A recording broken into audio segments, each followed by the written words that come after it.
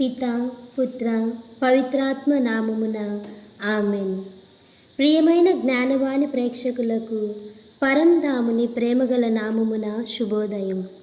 ఈనాటి మన ధ్యానాంశము మనస్సు పశ్చాత్తాపంతో తిరిగిన ప్రార్థన. మన్నించుటలో దాగి ఉన్న దేవుని మహత్యాన్ని గుర్తెరిగిన దావీదు మహారాజు తాను దేవునికి విరుద్ధంగా చేసిన పాపములను జ్ఞాపకపరుచుకొని ఆ పరమనాథుని కృపకు నోచుకునేలా పశ్చాత్తాపరుదితో ప్రభు వైపు మరలి మన్నింపు కొరకు ప్రాధేయపడి దైవక్షమును పొంది మారు మనస్సు కలిగి జీవించాడు.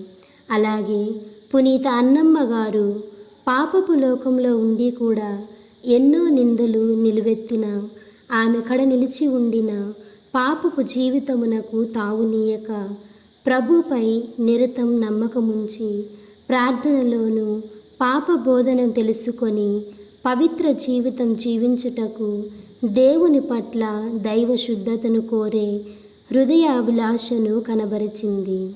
పశ్చాత్తాపరుదితో ప్రభు వైపు మరలి కన్నీటి ప్రార్థనను సల్పింది.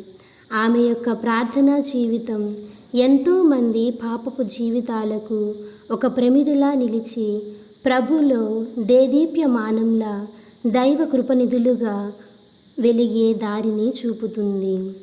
దేవుని క్షమను కృపను పొంది జీవించిన దావీదు వలె కన్నీటి ప్రార్థనను సల్పి ప్రభుపై నమ్మకముంచి జీవించిన పునీత అన్నమ్మ గారి వలె మనం కూడా మన హృదయాలను తెరిచి ప్రభు వైపు మరలి కన్నీటి ప్రార్థనతో పశ్చాత్తాప హృదయులమై నిత్యం నిరతం నిర్మల హృదయులుగా జీవించుదాం. మన మనస్సులను ప్రభు వైపు మరల్చుదాం. ఆమెన్.